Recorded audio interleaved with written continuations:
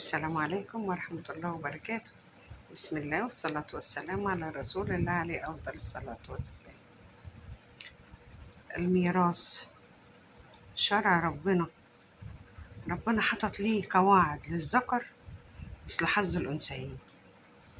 في بعض الناس بيقولوا إن البنت ما تورثش والورث كله للراجل، لأن البنت بتتجوز راجل غريب. ربنا ما قالش كده، ربنا قال للذكر مثل حظ الأنثيين. في بعض الناس يضطروا يجوزوا البنت لابن عمها حتى لو كان غصب عنها، تتجوز ابن عمها لأن هي ملهاش ميراث وابن عمها خد الميراث، يبقى هي عشان تورث تاخد ابن عمها بالقوة الجبرية. في بعض الناس تقول الذهب للبنت، إن شاء الله يكون حتى خاتم، برضه مش للبنت. كل من تركه الوالدين لكل العيال. في ناس يقولوا لاخوهم المتعلم، لا انت اتعلمت وانا ما اتعلمتش، يبقى انت ما تورثش وانا اللي اورث، يبقى هو ياخد كل الميراث اذا كانوا مثلا ولدين والولد ده يتحرم. والله الكلام ده بيحصل كتير ومن قديم الزمان. يعني قديم الزمان كنا بنقول ان هم ناس جهلة مش فاهمين الدين. دلوقتي ما شاء الله القنوات الدينية والمشايخ والجوامع والدراسات، وكل الناس دلوقتي عارفة الحلال والحرام، ولكن الذمة ضاعت، الناس بعدت عن ربنا. لا إله إلا الله. يعني ايه انا علشان انا اتعلمت وانت ما اتعلمتش وانت تورث كل حاجة؟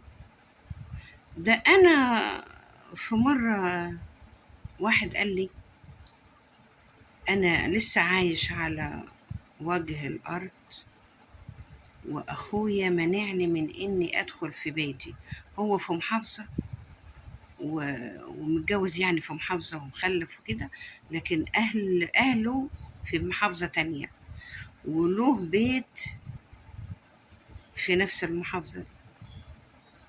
أخوه منه يدخل بيته، تخيل، علشان أخوه فلاح وهو إيه، موظف، ومراته موظفة. قال له أنت موظف ومراتك موظفة، مالكش حاجة عندي وما تجيش هنا تاني. تخيلوا. والله ده واحد الله أعلم إن كان لسه عايش ولا لأ.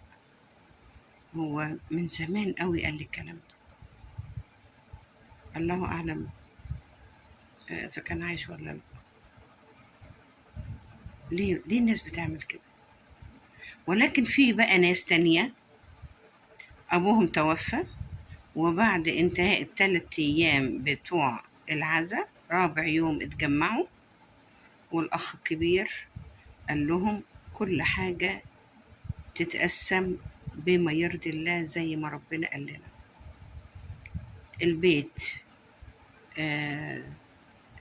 اتفصل وعرفوا تمنه كام، الأساس اللي فيه اتباع، حتى المطبخ والمواعين اللي في المطبخ برضو قدروها وعرفوا ده يبقى كام. الأجهزة الكهربائية برضو باعوها وعرفوا إن هي تبقى بكام. حتى طلبات اللي الأب والأم سايبينها من خضار أو سكر ورز وحتى الملح، الولد ياخد كيلو يبقى البنت نص كيلو، الولد خد كده يبقى كده على طول بالظبط. دي الناس اللي اتربت على الدين وعلى الخوف من الله والخوف من عذاب الله. مش تقول الذهب للبنت، لا، الذهب مش للبنت، الذهب برضو يتمن ونعرف تمنه كام. البنت عايزة تاخده يبقى يتخصم من الميراث، من حقها في الميراث. إذا كانت هي عايزة حاجة من ريحة أمها زي ما بيقولوا، لكن ما تاخدش الذهب. برضو الذهب يتشاف هو بكام، وبرضو يتقسم للذكر مثل حظ الأنثيين. خلينا احنا قسمنا كل حاجة وعرفنا البنت هتاخد كام والولد كام. نصيبها من الذهب كذا، يبقى اللي متبقي كذا. اللي متبقي ده اللي هو مش من حقها يتخصم قيمتهم من حسابها توتال على بعضه. إذا كان ما فيش حد هياخد ويقسم معاها، يبقى هي يتخصم من حقها النقدي. يبقى ده شرع ربنا بالظبط، مش كده ولا ايه؟ صح كلام؟ السلام عليكم ورحمة الله. متنسوش الاشتراك في القناة وعمل لايك ليصلكم كل جديد.